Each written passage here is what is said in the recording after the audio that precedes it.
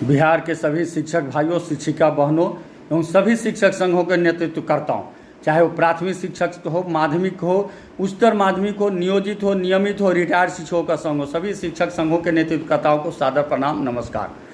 साथियों, मैं तमाम शिक्षक संघ के नेताओं से यह जानना चाहता हूँ कि क्या हमारी स्थिति नामर्दों जैसी नहीं हो गई है। जितने शिक्षक संघ के नेता हैं, आज लगातार सरकार द्वारा हम पर वार पर वार किया जाता रहा है और हम 2 लाइन का पत्र लिख रहे हैं, श्रीमान इसको वापस लिया जाए, नहीं तो हम आंदोलन करेंगे, और सरकार कुछ नहीं कर रही है। हमारी स्थिति बिल्कुल वैसे ही हो गई है जैसे छोटे बच्चे जब आपस में लड़ते हैं तो जो मजबूत होता है वो कमज़ोर को पीट देता है, तो कमज़ोर क्या करता है कि ये परी मारा तब हमरा के देखिए, तो जोर का 2-4 थप्पड़ फिर मार देता है, फिर कहता है ये परी मारा तब देखिए, फिर 2-4 थप्पड़ मार देता है। और वही हाल हमारी हो गई है। लगातार सरकार हम पर दमनकारी नीति अपनाते जा रही है, हमको कुचलते जा रही है, और हम सरकार को कह रहे हैं कि ये परी करो तब देखो हमारा आंदोलन, ये परी तोरा को उखाड़ के फेंक दे हम। लेकिन सच तो यह है कि हम व्हाट्सएप फेसबुक पर सरकार को उखाड़ फेंकने की दम भरते हैं, लेकिन धरती पर हमसे कुछ नहीं हो रहा है। पिछला 11 तारीख को जब पटना में आंदोलन की घोषणा हुई थी, लाखों शिक्षक पहुंचे थे। 11 बजे से भाषण शुरू हुआ और 2 बजे समाप्त हो गया। क्यों? क्या निष्कर्ष निकला उसका? कुछ नहीं। इसका एक और एकमात्र कारण है कि हम अपना हक की लड़ाई दूसरे के हाथों में दे रहे हैं। हम अपना हक की लड़ाई सत्तारूढ़ दल के विधायक के हाथ में दे रहे हैं। हम अपनी लड़ाई सत्तारूढ़ दल के एमएलसी के हाथ में दे रहे हैं। हम अपना लड़ाई रिटायर्ड शिक्षक के हाथ में दे रहे हैं। उनको क्या लेना देना है? अगर हमारी सारी छुट्टी समाप्त हो जाए तो विधायक का क्या बिगड़ेगा, एमएलसी का क्या बिगड़ेगा, रिटायर्ड शिक्षकों का क्या बिगड़ेगा? लेकिन हम उन्हें अपना अगुआ मान लिए हैं। मैं तमाम शिक्षक भाइयों, शिक्षिका बहनों से जानना चाहता हूं कि क्या 2005 की जो सबसे निर्णायक लड़ाई थी, कौन संघ हमारे साथ था, कौन नेता हमारे साथ था? हम अपनी लड़ाई खुद लड़े और 11 माह के कॉन्ट्रैक्ट को तोड़वाकर 60 साल तक की नौकरी की। हम 2010 में लड़ाई लड़े, हम 2015 में बड़ी लड़ाई लड़े, हड़ताल में गए। जो भी बड़े बड़े मठाधीश का संघ था वे आंदोलन में गए। कोई 4 दिन में वापस हो गया, कोई 10 दिन में वापस हो गया, और हमारे शिक्षक आंदोलन को कमजोर करने का काम किया। आज उन्हीं के भरोसे हम आंदोलन करने चले हैं, उन्हीं के भरोसे हम सफलता की उम्मीद बैठे हैं। हमसे ज़्यादा शोषण भंसिया का होता है, हमसे ज़्यादा शोषण डाटा ऑपरेटर का हो रहा है, हमसे ज़्यादा शोषण किसान मजदूर का हो रहा है। लेकिन क्या उनकी लड़ाई हम कभी लड़ते हैं? क्या उनके हक के लिए हम मांग करते हैं? जब उनकी लड़ाई हम नहीं लड़ते हैं तो हमारी लड़ाई दूसरा क्यों लड़ेगा, कैसे लड़ेगा? हम इस गलतफहमी में क्यों है कि दूसरा लड़ करके हमको दिला देगा? यह आज जो भी सत्तारूढ़ दल है, जो सत्ता की मलाई खा रहे हैं, चाहे वो राजद हो, जदयू हो, चाहे वो कम्युनिस्ट हो, कांग्रेस हो, सब आपस में दोस्ताना किए हुए हैं कि हम सरकार शिक्षक के दमन करम आ तू मलहम लगावा ऊपर कि ना घबराए के बात नहीं थे, सब मिल जाए। जब इन लोगों की वार्ता हुई तो एमएलसी वापस आए और कहे कि ये तो सरकार से वार्ता नहीं थी, ये तो महागठबंधन की वार्ता थी, और सब सकारात्मक बात हुई है। आखिर सकारात्मक क्या बात हुई है? जब सकारात्मक बात की बात थी तो फिर शिक्षक प्रतिनिधि को उसमें क्यों नहीं शामिल किया गया? बाद में शिक्षक प्रतिनिधि को बुलाकर क्यों नहीं बताया गया? क्योंकि सकारात्मक वार्ता हुई क्या, हम ये जानना चाहते हैं।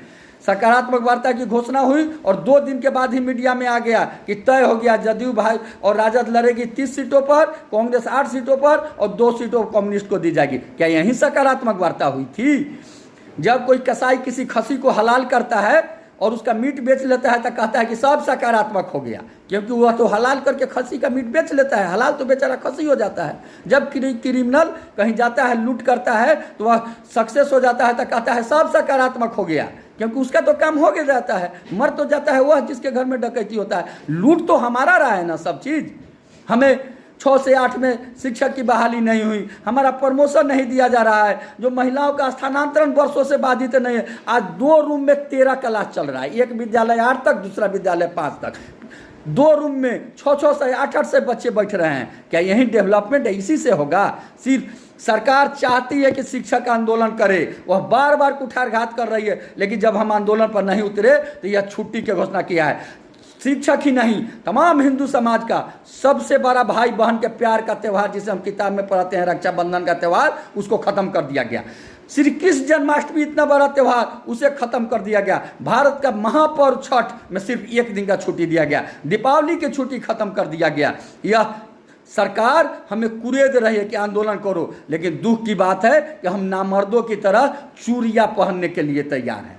हम आंदोलन करने के लिए तैयार नहीं हैं, क्योंकि हमें अपने जात का सरकार चाहिए। चाहे हमें वह कुछ भी कर दे, हम आंदोलन नहीं करेंगे। यह स्थिति आज शिक्षक नेताओं में हो गई है, और इसीलिए आज आंदोलन कमजोर ही नहीं हुआ है बल्कि बर्बाद हुआ है। आज जो भी हो रहा है उसका नेतृत्व अगर हम शिक्षक नेता करके दिलाए हैं, तो आज जो बर्बादी हो रही है उसके भी जिम्मेदार हम ही हैं। इसलिए हम तमाम शिक्षक भाइयों शिक्षिका बहनों से आह्वान करते हैं कि आप आंदोलन के लिए तैयार रहिए, और आप अपनी लड़ाई खुद लड़ने के लिए तैयार रहिए। कोई दूसरा लड़के आपको नहीं दिलाएगा। मैं शिक्षक नेतृत्वकर्ताओं से कहता हूं, मैं पहले भी कई बार वीडियो जारी कर चुका हूं कि किसी संघ में इतना दम नहीं है जो अकेले लड़ करके मांग को मनवा ले। इसलिए मैं कहता हूं कि आप आह्वान कीजिए। सिर्फ 2 लाइन के पत्र लिख देने से और उसका प्रति जला देने से और काला बीला लगा लेने से कुछ नहीं होने वाला है। वो सब काम 1990 के पहले होता था। 90 के बाद तो ये आंदोलन से उपजी हुई सरकार है जो चाहती है कि आंदोलन किसी तरह का नहीं दे दे।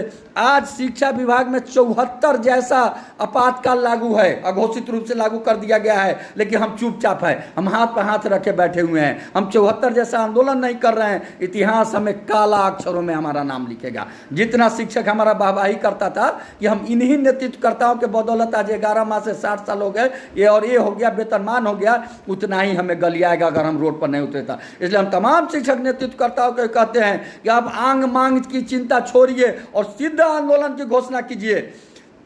आप सोचिए कि कौन सा आंदोलन होगा जिसे सरकार हमारी बातें मानेगी, उस आंदोलन की घोषणा कीजिए। हम आपके साथ हैं। अगर आप नहीं करते हैं तो हम कल सुबह पुनः तमाम शिक्षक साथियों के बीच में आएंगे और हम अगली रणनीति की घोषणा करेंगे। और इस बार आर पार की लड़ाई व्हाट्सएप और फेसबुक पर नहीं होगी।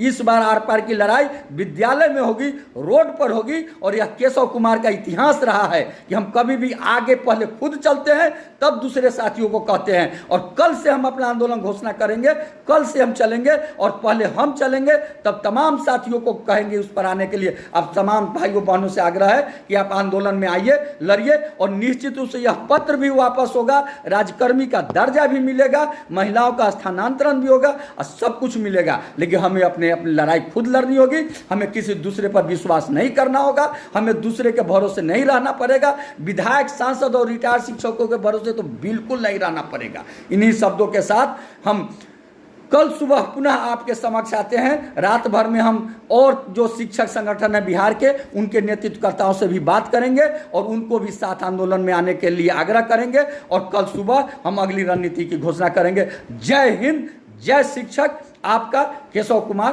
प्रदेश अध्यक्ष शिक्षक संघ बिहार। जय।